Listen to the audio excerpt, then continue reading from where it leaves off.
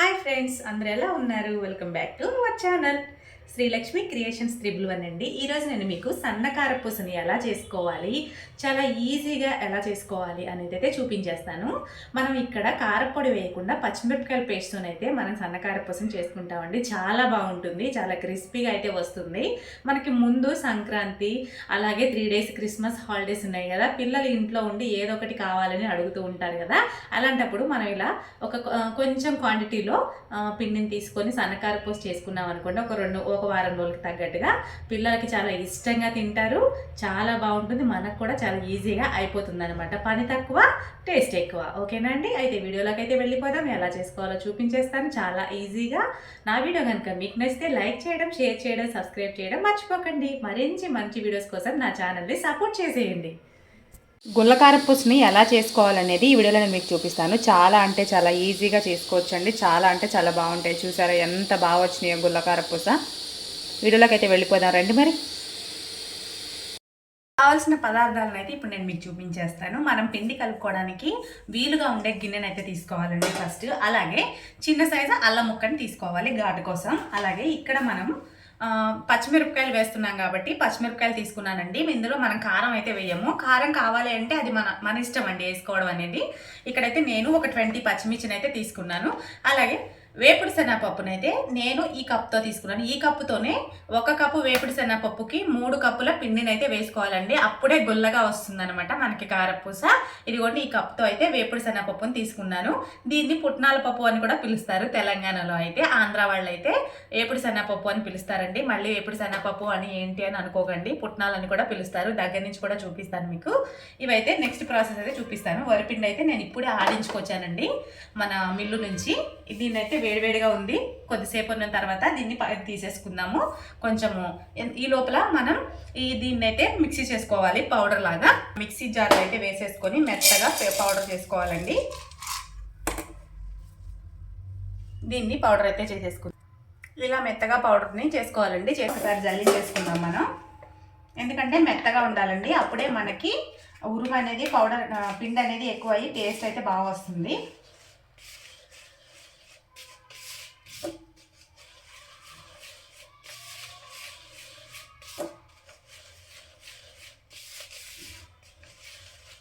ఒక కప్పు శనగపప్పుకి 3 కప్పుల పిండిని అయితే వేసుకోవాలండి. అది పర్ఫెక్ట్ కొలత అనమాట. అప్పుడు మనకి గుల్లగా కరకరలాడుతూ బాగా వస్తుంది. షాప్లో కొనుక్కునే కారపూసలాగా అయితే ఉంటుందన్నమాట. చాలా ఈజీగా చేసుకోవచ్చండి. తక్కువ ఇంగ్రీడియంట్స్ కదా, ఇక్కడ మనం ఎక్కువ కష్టపడే పని అయితే ఉండదు.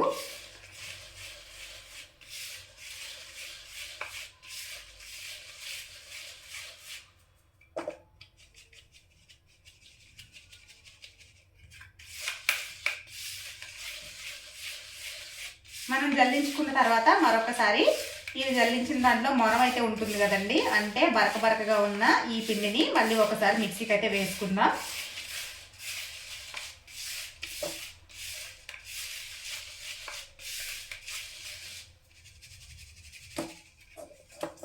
ఇలా అయితే మొరంగా ఉంటుంది. దీన్ని కూడా ఒకసారి మిగిలిన దాన్ని ఈ మిక్సీ బౌల్లో వేసేసుకొని ఒకసారి మిక్సీ చేసేసుకుందామండి.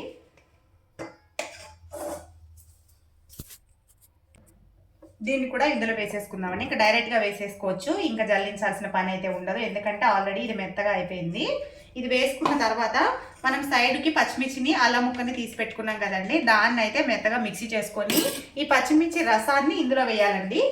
పేస్ట్ని కాదు, రసాన్ని వేసుకోవాలి. ఫస్ట్ ఈ పచ్చిమిర్చిని చిన్న చిన్న ముక్కలుగా ఇందులో అయితే వేసేసుకుందామండి.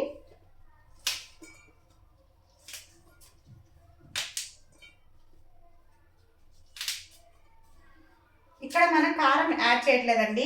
చూడ్డానికి తెల్లగా ఉన్న చాలా టేస్టీగా అయితే ఉంటుంది ఈ కారపూస. ఈ అల్లం ముక్కని కడిగేసి శుభ్రంగా స్కిన్ తీసి అయితే వేసుకుందాం. పచ్చిమిరపకాయలని మెత్తగా పేస్ట్ చేసుకోవాలండి. కొంచెం వాటర్ వేసుకోవాలి, ఎందుకంటే ఇది మనం పేస్ట్ డైరెక్ట్గా వేయము. మనకి కారపూస సన్నగా ఉంటుంది కదా, మనం వేసుకున్న కారపూస ఒత్తుకునే దాంట్లో తట్టుకోకుండా ఉండాలంటే మనం దీన్ని వాటర్ వేసుకొని రసాన్ని అయితే వేసుకోవాల్సి ఉంటుంది పిండిలోని. ఇలా మెత్తగా పేస్ట్ లాగా వేసుకోవాలండి. దీన్ని మనం టీ వడకట్టుకునే దాంతో అయితే వడకట్టుకోవాలి. మనం ఈ కప్పుతో పుట్నాల పప్పు తీసుకున్నాం కదండి, వేరుశనగ పప్పు. ఈ కప్పుతోనే 3 కప్స్ అయితే పిండిని తీసుకోవాలండి.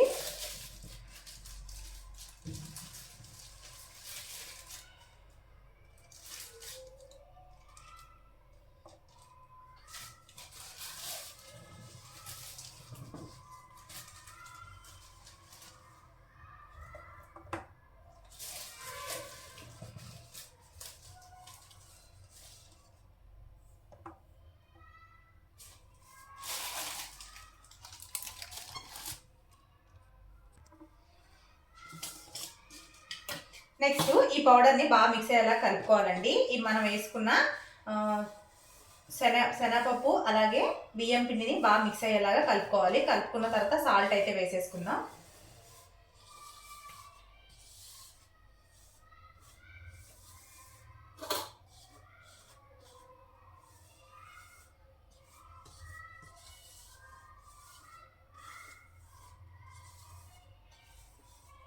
ఇప్పుడు తగినంత సాల్ట్ని అయితే వేసుకుందామండి. ఇలా సాల్ట్ని వేసుకున్న తర్వాత మనం ఇక్కడ వేడి నూనెలు వేసుకోవాలండి. వేడి నీళ్ళు అవసరం లేదు మనం కలపడానికి.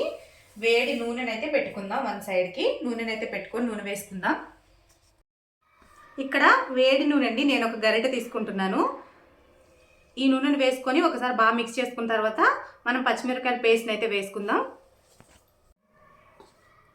ఈ నూనె వేసుకున్న తర్వాత ఈ పిండిని బాగా కలుపుకోవాలండి. మనం ఇక్కడ వేడి నీళ్లు వేసి కలపాల్సిన అవసరం అయితే లేదు. ఆల్రెడీ మనం శనగపప్పును వేసాం కాబట్టి అది చాలా గుల్లగా వస్తుంది. శనగపప్పు వేయడం వల్ల వేడి నీళ్ళు అయితే వేసే అవసరం ఉండదండి. ఈ ఆయిల్ ఈ పిండిలో మిక్స్ అయ్యేలాగా కలుపుకోవాలి. వేడివేడిగా వేసినందుకు అక్కడక్కడ ఉండలు కట్టినట్టు ఉంటుంది కదా, దాన్ని మిశ్రమాన్ని ఈ ఉండలు లేకుండా ఇలా నీట్గా కలుపుకోవాలండి, మొత్తం మిక్స్ అయ్యేలాగా.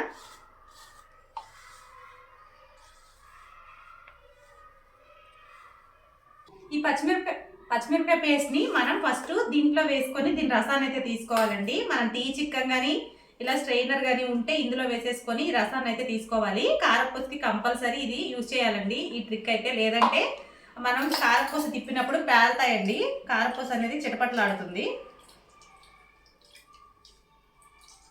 ఈ రసాన్ని మాత్రమే వేసుకోవాలి. మనం మెత్తగా మిక్సీ పెట్టుకోవాలండి. మిక్సీ పెట్టుకున్న తర్వాతే గ్రైండ్ చేసుకున్న తర్వాతే ఇలా రసం అనేది మనకి వస్తుందన్నమాట.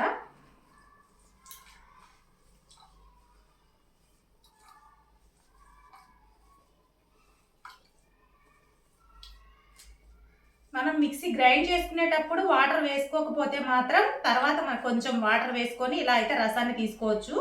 ఒకవేళ అప్పుడు వేసుకొని వాళ్ళు అయితే అలా కూడా చేయొచ్చండి. నేను గ్రైండ్ చేసేటప్పుడే వాటర్ని అయితే వేసుకున్నాను. మనకి కారం తక్కువగా అనిపిస్తే కొన్ని వాటర్ వేసుకొని ఇందులో మళ్ళీ కొంచెం రసాన్ని అయితే తీయొచ్చు. మనం తీసుకున్న పచ్చిమిర్చి రసాన్ని ఇందులో వేసుకొని కొంచెం కొంచెంగా తిప్పుకొని వేసుకోవాలి. కింద అయితే అక్కడక్కడ ఉంటుందన్నమాట, చిన్న చిన్న బాగా మెత్తగా పేస్ట్ చేసుకుంటాం కదా.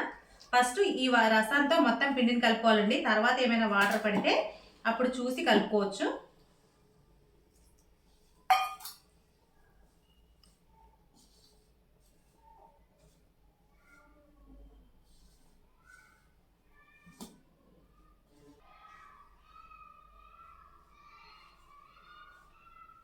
ఇలా పిండిని పచ్చిమిరపకాయ రసం అంతా పట్టేలాగా ఇలా అయితే కలుపుకోవాలి. ఇలా పొడి పొడిలాడుతూ ఉండాలన్నమాట. మనం కలిపింది నీట్గా కలుపుకోవాలండి. ఎందుకంటే ఇది కారపూస కదా, మనం జంతుకులకైతే కొంచెం అటు ఇటు కలిపినా చిన్న చిన్న ఉండలుగా ఎక్కడైనా కానీ ఉన్నా కూడా ఏం కాదండి. కానీ దీనికి అలా కాదు, పర్ఫెక్ట్గా ఉండాలి, లేదంటే పేలుతుంది అనమాట. ఇప్పుడు మనం వాటర్ని నార్మల్ వాటర్ అండి, ఇవి నార్మల్ వాటర్ని అయితే వేసుకొని కలుపుకుందాం.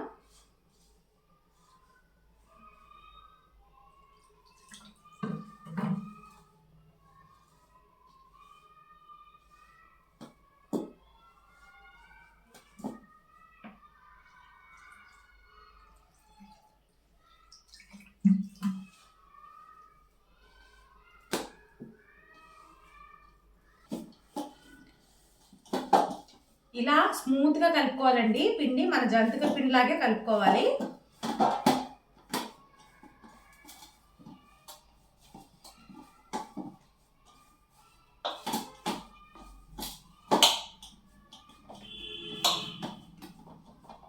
ఇలా కలుపుకున్న తర్వాత మనం నూనె పెట్టేసుకుందాం. ఈ లోపల నూనె అయితే కాగుతూ ఉంటుంది. దీన్ని పక్కకి సపరేట్ చేసి పెట్టేసుకోవచ్చు. కొంచెం కొంచెంగా తీసుకుంటూ వేసుకోవాలండి. మనకి కారపూస ఒత్తుకోవడానికి ఈ ప్లేట్ అయితే కావాలండి.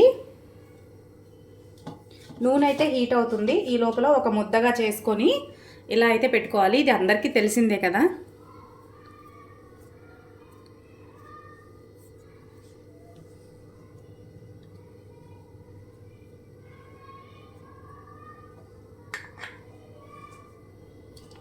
ఇప్పుడు మనం దీన్ని అయితే ఒత్తేసుకుందాం. ఇది డైరెక్ట్గానే ఒత్తుకోవచ్చండి.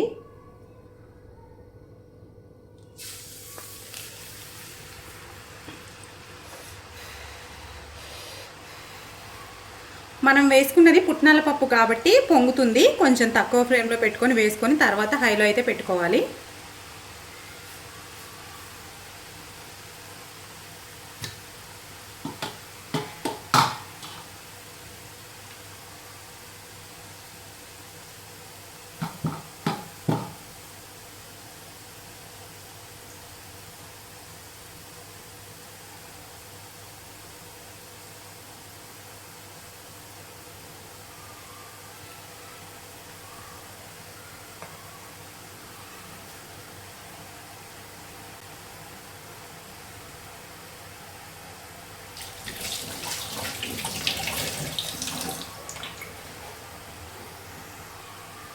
దీన్ని మరొక సైడ్కి అయితే తిప్పుకుందామండి. ఒక సైడ్ వేగిన తర్వాత మరో సైడ్ తిప్పుకొని వేయించుకోవాలి.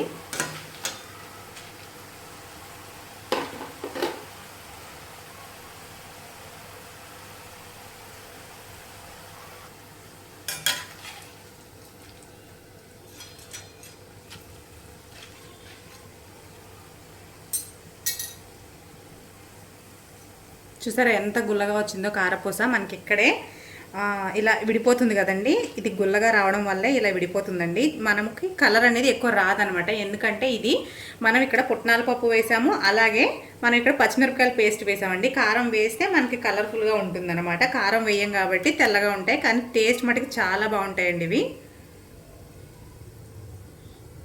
నూనె ఇలా మరగడం ఆగిపోయిందంటే ఇంకా తీసేయచ్చండి, వేగిపోయినట్టే. చూడండి ఎంత బాగా గుల్లదనం అనేది ఎలా వచ్చిందంటే మీకే తెలుస్తుంది. ముక్క ముక్కలుగా అయిపోయినాయి. గుల్లగా ఉంటేనే ముక్క ముక్కలుగా అవుతాయండి, గట్టిగా ఉంటే అవ్వనమాట. దేనికి దానికి మనం ఎలా వేసింది అలాగే ఉంటుంది, గట్టిదనం ఉంటే లోపల.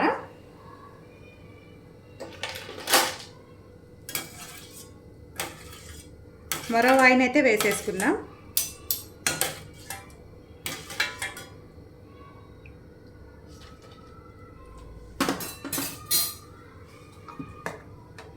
సిమ్లో పెట్టుకొని వేసుకుందాం అండి. నూనె ఎక్కువ కాగడం వల్ల పొంగులా వస్తుంది కదా, చేతి మీదకి అయితే వస్తుంది అనమాట.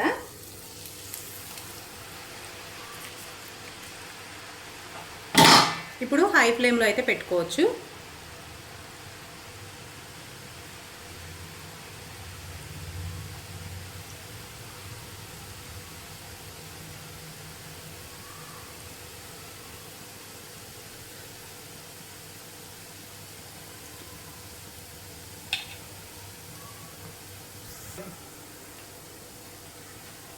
మరొక పక్క అయితే తిప్పి వేయించుకోవాలండి. ఒక పక్క అయితే వేగిపోయింది.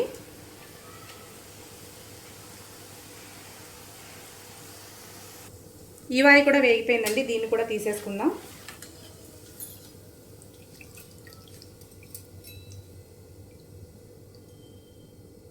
చూడండి ఎంత బాగా వచ్చిందో కారపూస.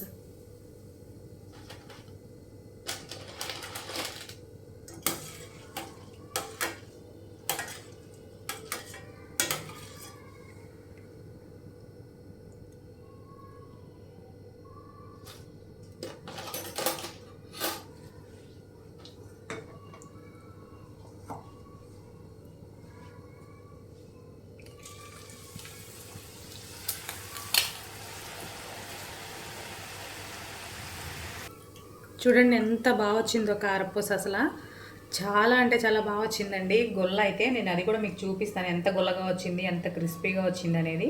ఇదైతే మనం తీసి పక్కకైతే పెట్టేసుకుందాం.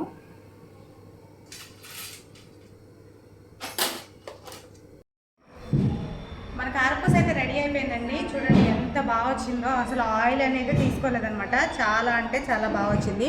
మీకు చూపిస్తాను చూడండి ఎంత గొల్లగా వచ్చిందో. చూడండి, చూసారా ఎంత గుల్లగా అయితే ఉండిందో. మీరు కూడా ఒకసారి ట్రై చేయండి. నా వీడియో కనుక మీకు నచ్చితే లైక్ చేయడం, షేర్ చేయడం, సబ్స్క్రైబ్ చేయడం మర్చిపోకండి.